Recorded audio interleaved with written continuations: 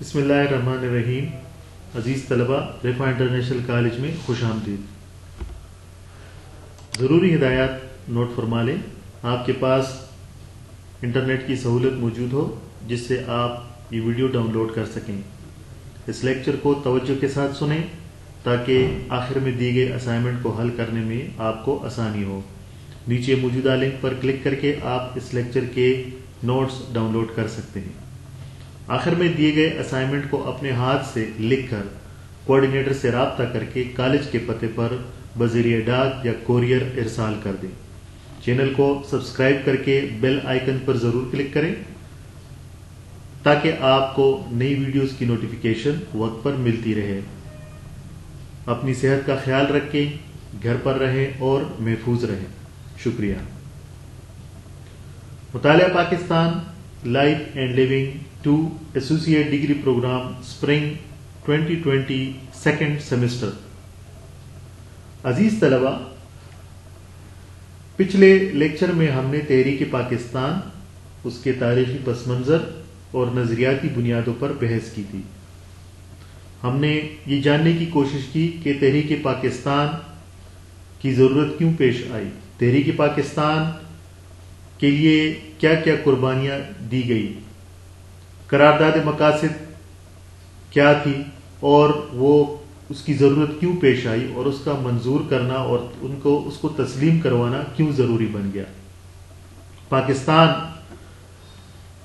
کو آزاد کرنے، پاکستان کو مارد وجود میں لانے کے لیے ہمارے آباء و اجداد نے کیا قربانیاں دی. انگریز حکومت کا مسلمانوں کے ساتھ برتاؤ اور پالیسی پر ہم نے بحث کی. بنگال حکومت کا فرمان، تقسیمی بنگال، تنسیخی تقسیمی بنگال، مسلمانوں سے نفرت کے اسباب، انگریزوں کی وہ پالیسی جس میں مسلمان قوم میں افلاس کو فروغ دینا، ان کو جاہل اور پسماندہ بنانا، ان کی تاریخ کو مسخ کرنا، اسلام پر مختلف حملے، انگریز حکومت کے خلاف فتوے اور انگریز حکومت کا اپنے حق میں فتووں کا، ان سب کے بارے میں ہم نے پچھلے لیکچر میں سیر حاصل بحث کی. اب ہم آگے بڑھتے ہیں دوسرے باب کی طرف. یہ بھی تحریک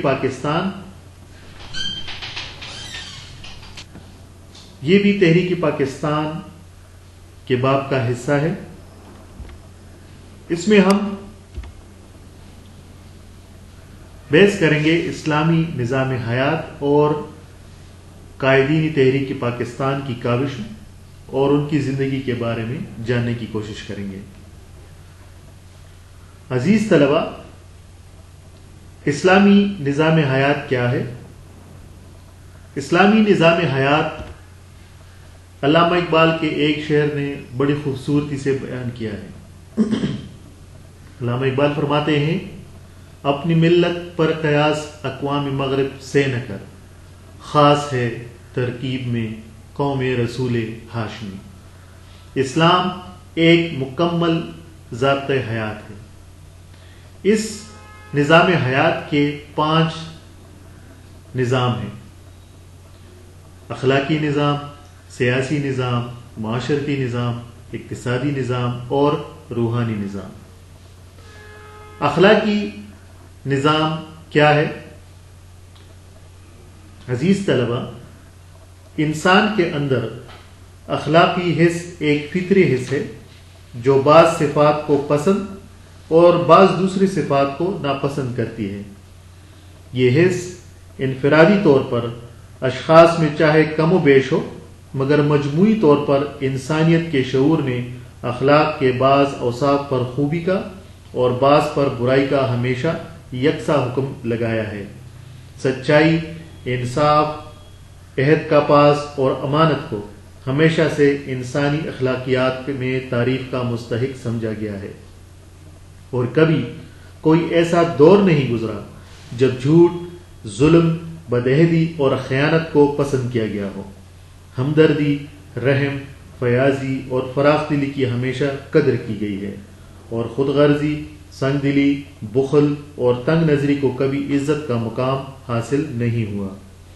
صبر و تحمل، استقلال، بردباری، اولو العزمی، شجاعت ہمیشہ سے وہ اوصاف رہے ہیں جو داد کے مستحق سمجھے گئے۔ بے صبری، چچوراپن، تلون مزاجی، پست حوصلگی اور بزدلی پر کبھی تحسین و آفرین کے پھول نہیں برسائے گئے۔ ضبط نفس، خودداری، شائستگی اور ملنساری کا شمار ہمیشہ سے خوبیوں میں ہوتا رہا، اور کبھی ایسا نہیں ہوا کہ بندگی نفس، کمظرفی، بدتمیزی اور کچھ اخلاقی نے اخلاقی محاسن کی فہرست میں جگہ پائی ہو۔ فرض شناسی، وفا شعاری، مستعدی اور احساس ذمہ داری کی ہمیشہ عزت کی گئی، اور نافرض شناس، بے وفا، کام چور اور غیر ذمہ دار کو کبھی اچھے نگاہ سے نہیں دیکھا گیا۔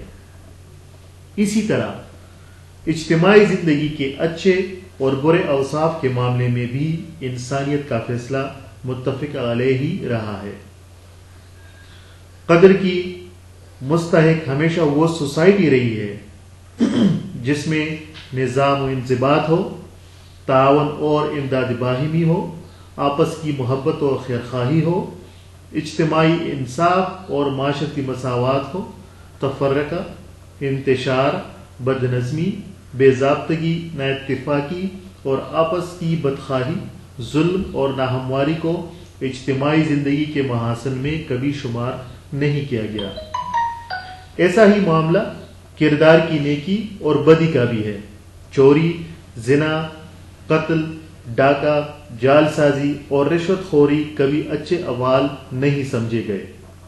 بدزبانی، مردم آزاری، غیبت، چغل خوری، حسد، بہتان تراشی اور فساد انگیزی کو کبھی نیکی نہیں سمجھا گیا۔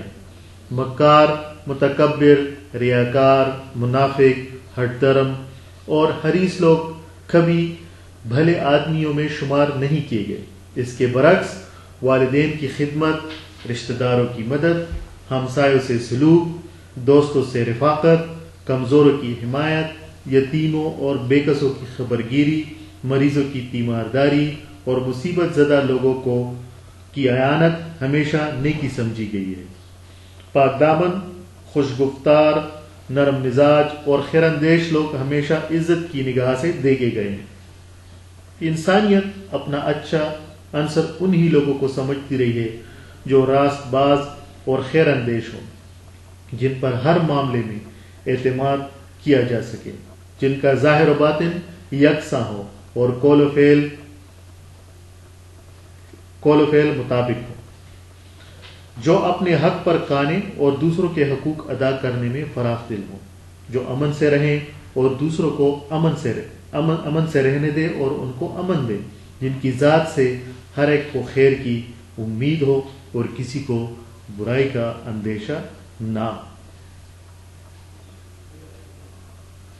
اس سے معلوم ہوا کہ انسانی اخلاقیات دراصل وہ عالمگیر حقیقتیں ہیں جن کو سب انسان جانتے ہیں اور ہمیشہ سے جانتے چلے آ رہے ہیں۔ عزیز طلبہ،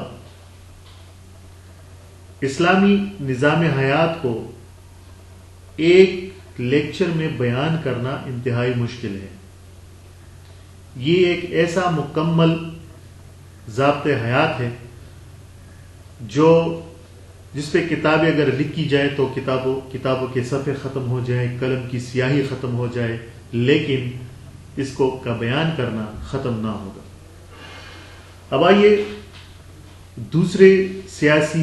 دوسرے نظام زندگی یعنی اسلامی سیاسی نظام پہ ذرا بحث کرتے ہیں۔ اسلام کے سیاسی نظام کی بنیاد 3 اصولوں پر رکھی گئی ہے: توحید، رسالت اور خلافت۔ ان اصولوں کو اچھی طرح سمجھے بغیر اسلامی ریاست کے تفصیلی نظام کو سمجھنا مشکل ہے، اس لیے سب سے پہلے انہی کی تشریح بہت ضروری ہے۔ توحید کے معنی ہے کہ خدا اس دنیا کا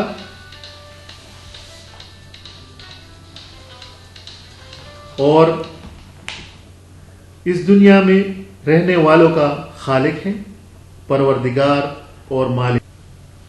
یعنی توحید کے معنی یہ ہے کہ خدا اس دنیا کا اور اس کے سب رہنے والوں کا خالق ہے، پروردگار اور مالک ہے. حکومت اور فرمانروائی اسی کی ہے.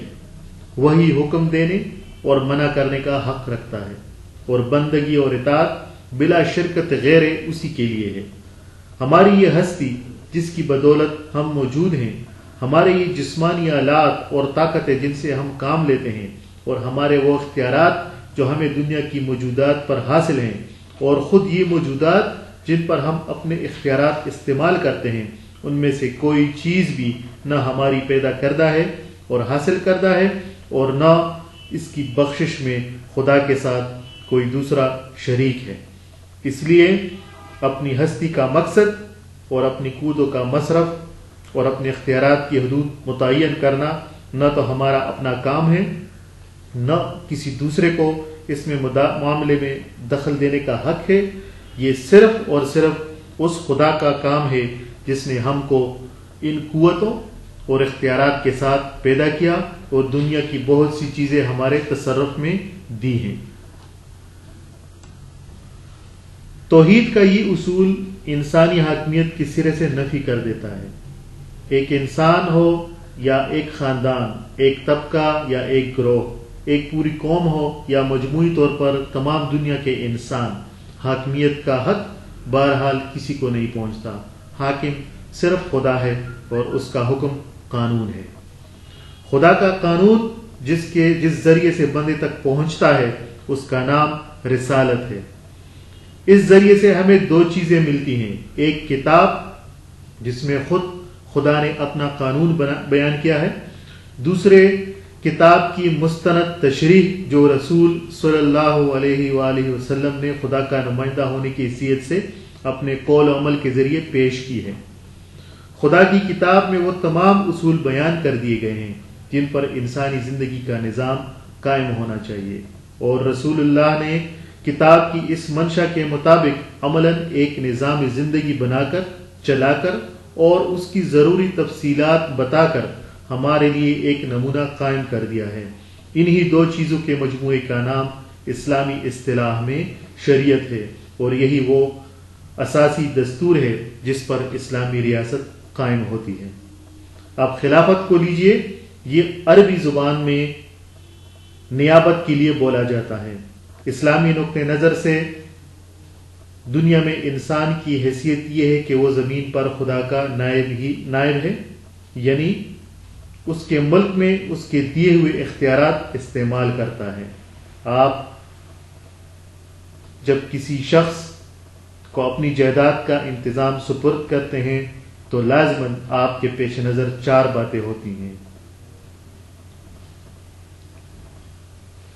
ایک یہ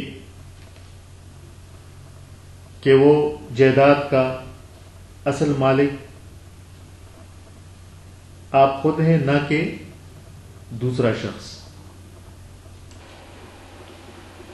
دوسرے یہ کہ آپ کی جائیداد میں اس شخص کو آپ کی دی ہوئی ہدایات کے مطابق کام کرنا چاہیے.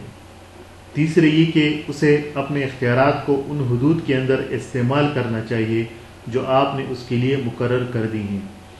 چوتھے یہ کہ آپ کی جائیداد میں اسے آپ کا منشا پورا کرنا ہوگا، نہ کہ اپنا. یہ چار شرطیں نیابت کے تصور میں اس طرح شامل ہے کہ نائب کا لفظ بولتے ہی خود بخود انسان کے ذہن میں آ جاتی ہیں. اگر کوئی نائب ان چاروں شرائط کو پورا نہ کرے تو آپ کہیں گے کہ وہ نیابت کے حدود سے تجاوز کر گیا اور اس نے وہ معاہدہ توڑ دیا جو نیابت کے عین مفہوم میں شامل تھا. ٹھیک یہی معنی ہیں جن میں اسلام انسان کو خدا کا خلیفہ قرار دیتا ہے، اور اس خلافت کے تصور میں یہی چار شرطیں شامل ہیں.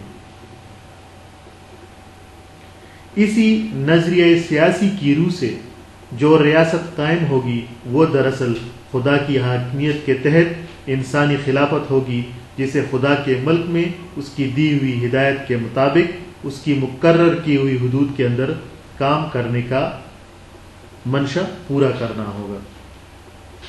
عزیز طلبہ، اب آئیے اسلام کے معاشرتی نظام پر۔ اسلام کے معاشرتی نظام کا سنگ بنیاد یہ نظریہ ہے کہ دنیا کے سب انسان ایک نسل سے ہیں۔ خدا نے سب سے پہلے ایک انسانی جوڑا پیدا کیا تھا، پھر اسی جوڑے سے وہ سارے لوگ پیدا ہوئے جو دنیا میں آباد ہیں۔ ابتدا میں ایک مدت تک اس جوڑے کی اولاد ایک ہی امت بنی رہی، ایک ہی اس کا دین تھا، ایک ہی اس کی زبان تھی، کوئی اختلاف اس کے درمیان نہ تھا۔ مگر جو ان کی تعداد بڑھتی گئی اور وہ زمین پر پھیلتے چلے گئے، اور اس پھیلاؤ کی وجہ سے قدرتی طور پر مختلف نسلوں، قوموں اور قبیلوں میں تقسیم ہو گئے۔ ان کی زبانیں الگ ہو گئیں، ان کے لباس الگ ہو گئے، رہن سہن کے طریقے الگ ہو گئے، جگہ جگہ کی آب و ہوا نے ان کے رنگ روپ اور خط و خال تک بدل دیے۔ یہ سب اختلافات فطری اختلافات ہیں، واقعات کی دنیا میں موجود ہیں۔ اس لیے اسلام ان کو بطور ایک واقعہ کے تسلیم کرتا ہے۔ وہ ان کو مٹانا نہیں چاہتا، بلکہ ان کا یہ فائدہ مانتا ہے کہ انسانوں کا باہمی تعارف اور تعاون اسی صورت سے ممکن ہے، لیکن ان اختلافات کی بنا پر انسانوں میں رنگ، زبان، قومیت اور وطنیت کے جو تعصبات پیدا ہو گئے ہیں، ان سب کو اسلام غلط قرار دیتا ہے۔ انسان اور انسان کے درمیان اونچ نیچ، شریف اور کمین، اپنے اور غیر کے جتنے فرق پیدائش کی بنیاد پر کر لیے گئے ہیں، اسلام کے نزدیک یہ سب جاہلیت کی باتیں ہیں۔ وہ تمام دنیا کے انسانوں سے کہتا ہے کہ تم سب ایک ماں اور ایک باپ کی اولاد ہو، لہذا ایک دوسرے کے بھائی ہو اور انسان ہونے کی حیثیت سے برابر ہو۔ انسانیت کا یہ تصور اختیار کرنے کے بعد اسلام کہتا ہے کہ انسان اور انسان کے درمیان اصلی فرق اگر کوئی ہو سکتا ہے تو وہ رنگ، نسل، وطن اور زبان کا نہیں، بلکہ خیالات، اخلاق اور اصولوں کا ہو سکتا ہے۔ ایک ماں کے دو بچے اپنے نسب کے لحاظ سے چاہے ایک ہوں، لیکن اگر ان کے خیالات اور اخلاق ایک دوسرے سے مختلف ہیں تو زندگی میں دونوں کی راہیں الگ ہو جائیں گی۔ اس کے برعکس مشرق اور مغرب کے انتہائی فاصلے پر رہنے والے دو انسان اگرچہ ظاہر میں کتنے ہی ایک دوسرے سے دور ہوں، لیکن اگر خیالات میں متفق ہیں اور اخلاق ملتے جلتے ہیں تو ان کی زندگی کا راستہ ایک ہوگا۔ اس نظریے کی بنیاد پر اسلام دنیا کے تمام نسلی، وطنی اور قومی معاشرتوں کے برعکس ایک فکری، اخلاقی اور اصولی معاشرہ تعمیر کرتا ہے، جس میں انسان اور انسان کے ملنے کی بنیاد اس کی پیدائش نہیں بلکہ ایک عقیدہ اور اخلاقی ضابطہ ہے۔ ہر وہ شخص جو خدا کو اپنا مالک و معبود مانے اور پیغمبروں کی لائی ہوئی ہدایت کو اپنا قانون تسلیم کرے، اس معاشرے میں شامل ہو سکتا ہے، خواہ وہ افریقہ کا رہنے والا ہو یا امریکہ کا، خواہ وہ سامی نسل ہو یا آریہ نسل کا ہو، خواہ وہ کالا ہو یا گورا ہو، خواہ وہ ہندی بولتا ہو یا عربی۔ جو بھی انسان اس معاشرے میں شامل ہوں گے ان سب کے حقوق اور معاشرتی مرتبے یکساں ہوں گے۔ کسی قسم کی نسلی، قومی یا طبقاتی امتیازات ان کے درمیان نہ ہوں گے، کوئی اونچا ہوگا نہ کوئی نیچا ہوگا، کوئی چھوت چھات ان میں نہ ہوگی، کسی کا ہاتھ لگنے سے کوئی ناپاک نہ ہوگا۔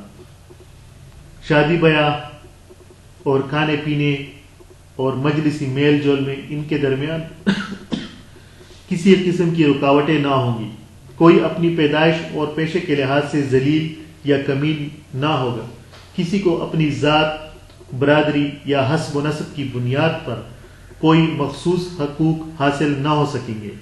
آدمی کی بزرگی اس کے خاندان یا اس کے مال کی وجہ سے نہ ہوگی بلکہ صرف اس وجہ سے ہوگی کہ اس کے اخلاق اچھے ہیں، وہ خدا ترسی میں دوسروں سے زیادہ بڑا ہوا ہے۔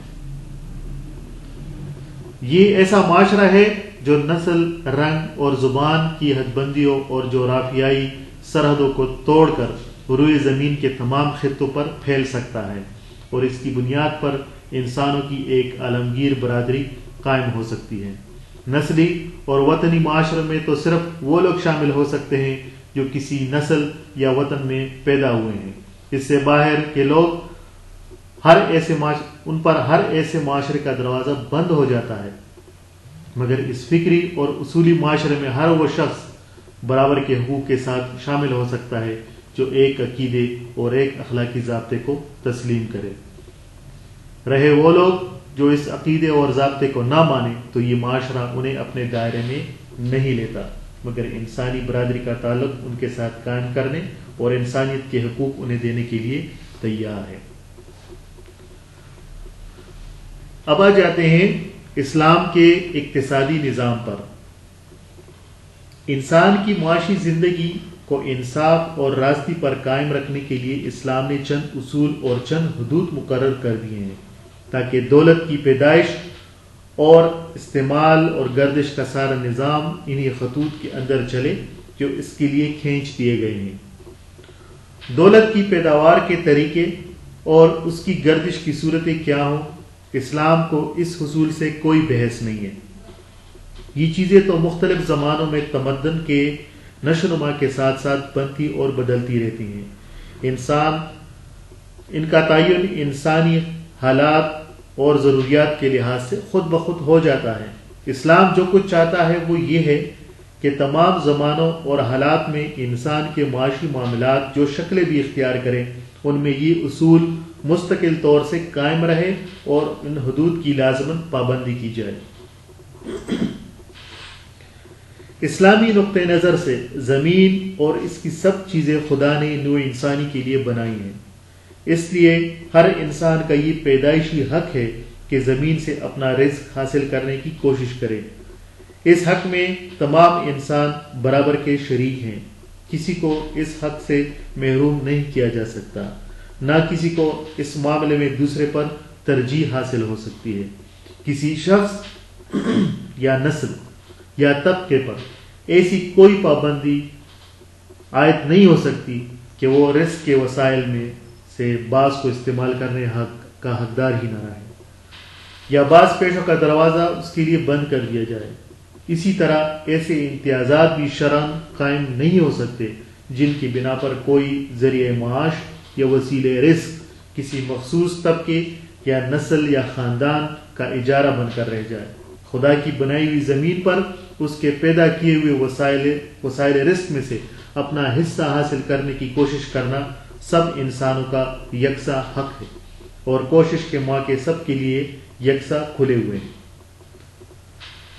قدرت کی جن نعمتوں کو تیار کرنے یا کارآمد بنانے میں کسی کی محنت و قابلیت کا کوئی دخل نہ ہو، وہ سب انسانوں کے لیے مباح ہیں، وہ سب انسانوں کے لیے مباح عام ہیں۔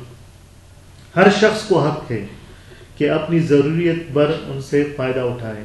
دریاؤں اور چشموں کا پانی، جنگل کی لکڑی، قدرتی درختوں کے پھل، خضرو گھاس اور چارہ، ہوا اور پانی، صحرا کے جانور، سطح زمین پر کھلی ہوئی کھانے، اس قسم کی چیزوں پر نہ تو کسی کی اجارہ داری قائم ہو سکتی ہے اور نہ ایسی پابندیاں لگائی جا سکتی ہیں کہ بندگان خدا کچھ دیے بغیر ان سے اپنی ضرورتیں پوری نہ کر سکیں۔ ہاں، جو لوگ تجارتی اغراض کے لیے بڑے پیمانے پر ان میں سے کسی چیز کو استعمال کرنا چاہے تو ان پر ٹیکس لگایا جا سکتا ہے۔ خدا نے یہ سب چیزیں انسان کے فائدے کے لیے بنائی ہیں، انہیں لے کر بیکار ڈال دینا صحیح نہیں ہے۔ یا تو ان سے خود فائدہ اٹھانا چھوڑ دیں تاکہ دوسرے اس سے فائدہ حاصل کریں۔ عزیز طلبہ، یہ تھا کچھ اقتصادی نظام کے بارے میں۔ اب آ جاتے ہیں اسلام کے روحانی نظام پر۔ اسلام کا روحانی نظام کیا ہے اور زندگی کے پورے نظام سے اس کا کیا تعلق ہے؟ اس سوال کو سمجھنے کے لیے ضروری ہے کہ پہلے ہم اس فرق کو اچھی طرح سمجھ لیں جو روحانیت کے اسلامی تصور اور دوسرے مذاہب اور فلسفیانہ نظام کے تصورات میں پایا جاتا ہے۔ یہ فرق ذہن نشین نہ ہونے کی وجہ سے اکثر ایسا ہوتا ہے کہ اسلام کے روحانی نظام پر گفتگو کرتے ہوئے آدمی کے دماغ میں بلا ارادہ بہت سے وہ تصورات گھومنے لگتے ہیں جو عموماً روحانیت کے لفظ سے وابستہ ہو گئے ہیں۔ پھر اس الجھن میں پڑھ کر آدمی کے لیے سمجھنا مشکل ہو جاتا ہے کہ آخر یہ کس قسم کا روحانی نظام ہے جو روح کے جانے پہچانے دائرے سے گزر کر مادہ و جسم کے دائرے میں دخل دیتا ہے، اور صرف دخل ہی نہیں دیتا بلکہ اس پر حکمرانی کرنا چاہتا ہے۔ عزیز طلبہ، فلسفہ و مذہب کی دنیا میں عام طور پر جو تخیل کار فرما ہے وہ یہ ہے کہ روح اور جسم ایک دوسرے کی ضد ہیں، دونوں کا عالم جدا ہے، دونوں کے تقاضے الگ ہیں بلکہ باہم مخالف ہیں، ان دونوں کی ترقی ایک ساتھ ممکن نہیں ہے۔ روح کے لیے جسم اور مادے کی دنیا ایک قید خانہ ہے۔ دنیاوی زندگی کے تعلقات اور دلچسپیاں وہ ہتھکڑیاں اور بیڑیاں ہیں جن میں روح جکڑی ہوئی ہے۔ دنیا کے کاروبار اور معاملات وہ دلدل ہے جس میں پھنس کر روح کی پرواز ختم ہو جاتی ہے۔ اس تخیل کا لازمی نتیجہ یہ ہوا کہ روحانیت اور دنیا داری کے راستے ایک دوسرے سے بالکل الگ ہو گئے ہیں۔ جن لوگوں نے دنیا داری اختیار کی وہ اول ہی قدم پر مایوس ہو گئے ہیں کہ یہاں روحانیت ان کے ساتھ نہ چل سکے گی۔ اس چیز نے ان کو مادہ پرستی میں غرق کر دیا۔ معاشرت، تمدن، سیاست، معیشت اور اس دنیائی زندگی کے سارے شعبے روحانیت کے طلبگار ہو گئے۔ انہوں نے اپنی روح کی ترقی کے لیے ایسے راستے تلاش کیے جو دنیا کے باہر ہی باہر نکل جاتے ہیں، کیونکہ ان کے نقطہ نظر سے روحانی ترقی کا کوئی ایسا راستہ تو ممکن ہی نہ تھا جو دنیا کے اندر سے ہو کر گزرتا ہے۔ ان کے نزدیک روح کو پروان چڑھانے کے لیے جسم کو مزمحل کرنا ضروری تھا، اس لیے انہوں نے ایسی ریاضتیں ایجاد کی جو نفس کو مارنے اور جسم کو بے حس یا بیکار کر دینے والی ہوں۔ روحانی تربیت کے لیے جنگلوں، پہاڑوں کے گوشوں کو انہوں نے موجود ترین مقامات سمجھا تاکہ تمدن کا ہنگامہ گیان دھیان کے مشغلوں میں خلل نہ ڈالنے پائے۔ روح کی نشوونما کی کوئی صورت انہیں اس کے سوا ممکن نظر نہ آئی کہ دنیا اور دندوں سے دستکش ہو جائیں اور ان سارے رشتوں کو کاٹ پھینکیں جو اسے مادیات کے علم سے وابستہ رکھتے ہیں۔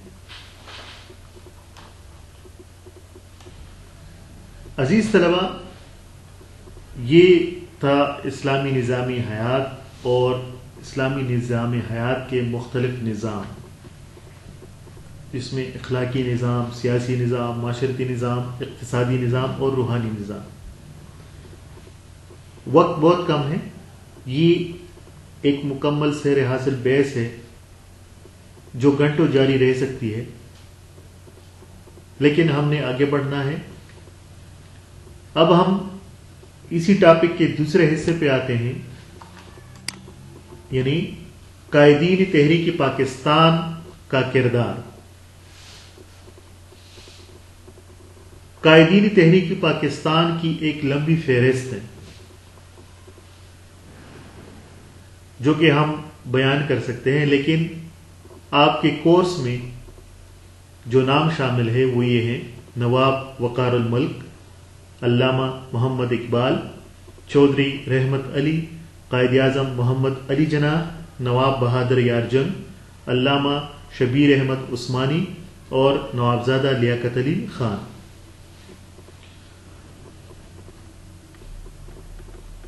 ہم انہی قائدین تحریک پاکستان کو ڈسکس کریں گے اور ان کی زندگی پر روشنی ڈالیں گے تاکہ ہمیں سمجھنے میں آسانی ہو کہ ان قائدین کا کیا کردار رہا پاکستان کو آزاد کروانے میں۔ عزیز طلبہ، نواب وقار الملک، آپ کے سامنے تصویر نظر آ رہی ہے۔ یہ بارش سفید بارش بزرگ جو ہیں یہ نواب وقار الملک ہیں۔ ان کو وقار الملک بھی کہا جاتا ہے۔ ان کا اصل نام مشتاق حسین زبیری تھا اور یہ مشہور زبیری خاندان کے چشم چراغ رہے ہیں۔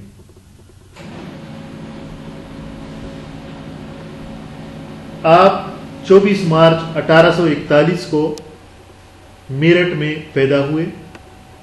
نواب وقار الملک ایک مسلم سیاستدان تھے اور آل انڈیا مسلم لیگ کے بانیان میں شمار کیے جاتے ہیں۔ 1866 میں 25 سال کی عمر میں آپ نے اپنی سیاسی زندگی کا آغاز بطور کارکن علی گڑھ تحریک سے کیا۔ آپ مشہور سائنٹیفک سوسائٹی کے ممبر بھی تھے اور اسی پلیٹ فارم سے آپ نے مشہور زمانہ کتاب انقلاب فرانس اور نیپولین کا اردو میں ترجمہ بھی کیا۔ آپ ریاست حیدرآباد دکن میں بطور سیکرٹری قانون سرکاری ملازم بھی رہے اور بعد میں نظام حیدرآباد دکن کے حکم پر آپ نے ریونیو ڈپارٹمنٹ کو جوائن کیا۔ آپ نے بطور مشیر، سیکرٹری، وزیر اعظم نواب بشیر الدولہ کے لیے خدمات انجام دی اور بعد میں ریاست حیدرآباد دکن کے ڈپٹی وزیر اعظم بھی بنے۔ اکتوبر 1892 میں آپ نے MAO کالج علی گڑھ اتر پردیش کو جوائن کیا۔ آپ سر سید احمد خان سے بہت متاثر تھے اور ان کے بہت قریب رہے۔ 1907 میں آپ MAO کالج کے اعزازی سیکرٹری منتخب ہوئے۔ نواب وقار الملک آل انڈیا مسلم لیگ کے بانیان میں شمار کیے جاتے ہیں۔ دسمبر 1906 میں آپ نے سر آغا خان سوم اور نواب سلیم اللہ خان کی سرکردگی میں ڈھاکہ میں آل انڈیا محمڈن ایجوکیشنل کانفرنس کا انعقاد کیا اور اسی موقع پر آپ نے آل انڈیا مسلم لیگ کی داغ بیل ڈالی، جس کے آپ پہلے جنرل سیکرٹری منتخب ہوئے۔ آپ نے برطانوی ہند کے سامراج میں سیاسی میدانوں میں نئی روح پونکی اور مسلم سیاست کو اثر و ترتیب دیا۔ 1908 میں آپ کی خدمات کے پیش نظر انگریز سرکار نے آپ کو نواب کا خطاب دیا۔ 9 دسمبر 1890 کو نظام ریاست حیدرآباد دکن نے آپ کو وقار الدولہ وقار الملک انتصار جنگ کا خطاب بھی دیا تھا۔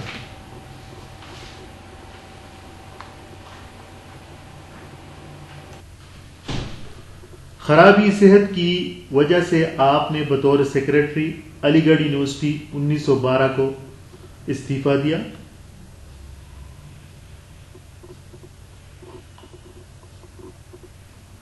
ء1915 کو آپ پر فالج کا حملہ ہوا اور طویل علالت کے بعد 27 جنوری کو 75 سال کی عمر میں آپ کا انتقال ہوا۔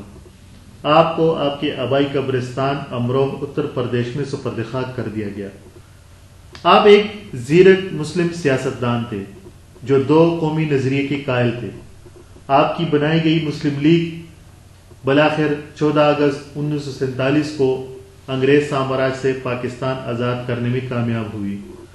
آپ سر سید احمد خان کے قریبی ساتھی تھے اور ان کی فلسفے کے دائی تھے اور تحریک علی گڑھ میں پیش رہے۔ آپ کی بے شمار تعلیمی اور سیاسی خدمات رہی ہیں۔ 1994 میں پاکستان پوسٹ نے آپ کے نام پر ایک یادگاری ٹکٹ بھی جاری کیا۔ عزیز طلبہ، یہ تھے جناب وقار الملک یعنی مشتاق حسین زبیری صاحب، جن کا